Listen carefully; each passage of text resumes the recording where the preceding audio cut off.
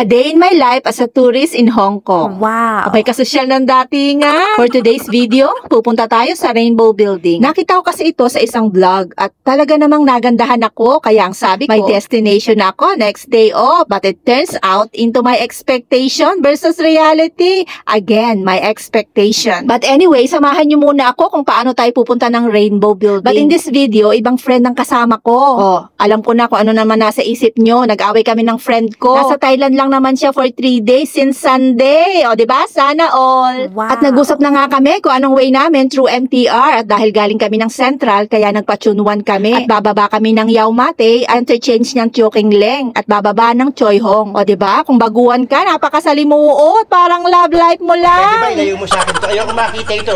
Hanggang sa nakarating na nga kami ng Choi Hong at biglang naispatan ng mga mata ko ang tatlong nagugwapuhang pulis. Alam mo, kahinaan talaga ng mga babae ang gwapo. Fun fact, dito sa Hong Kong, gwapo ang mga pulis. Requirements ba talaga, te? Hindi sila mataba at walang malaking tiyan. Sorry naman. Ang mga pulis dito ay mga athletic ang body build. Wow. Matitipuno sila at walang matataba kahit sa mga may edad na. Gusto ko sanang magpa-picture sa mga pulis, kaya lang ay baka ko'y hanapan ng ID at maimbitahan. Wag na, uy!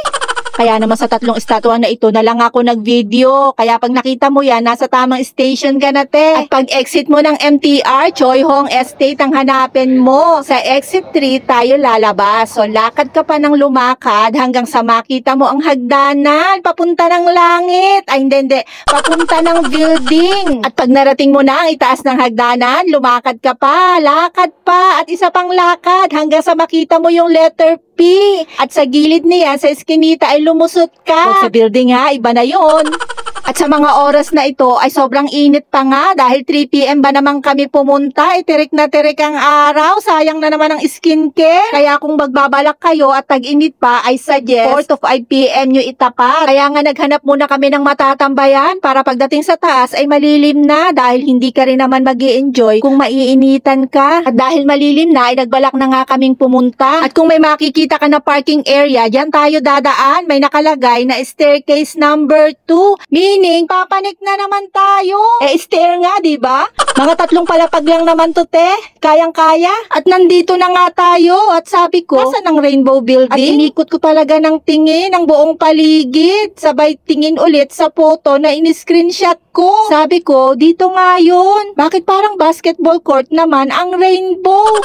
At napaisip na naman ako, sabi ko, edited na ang kulay. Kaya siguro maganda ito sa video or picture. Meron din namang kulay o pintura ang bawat palapag ng building. Yun lamang ay may kalumaan na. Pero wag ka, ang daming foreigner at local na dumadayo dito. Sabi nga, kapag nasa ibang bansa ka, enjoyin mo ng galain lahat ng mga tourist at famous spot. Para pag nag-for good ka na, ay masasabi mong napuntahan ko din yan. Nakakamiss ang Hong Kong. O tignan mo nga at nag-enjoy ka din. Sumayaw pa nga. At abay, may pa-music video pa. Yung iba naman ay may kanya-kanyang partner. Madami ding may hawak na magagandang camera. Malamang ay maganda ang kalalabasan ng view na ito at lalabas ang kanilang photography talent.